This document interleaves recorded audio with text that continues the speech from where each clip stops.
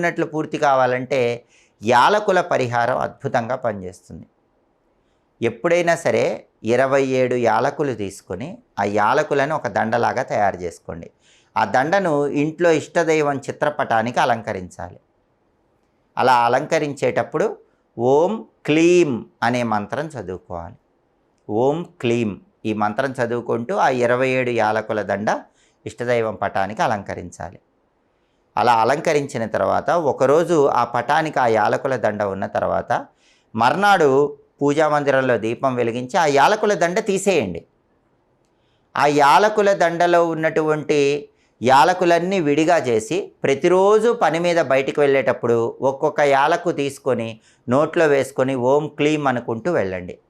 అలా 27 రోజులు ప్రతిరోజు కూడా ఒక్కొక్క యాలకు నోట్లో వేసుకోవటం, ఓం క్లీం అనుకోవటం, పని మీద వెళ్ళటం ఇలా చేయండి. 27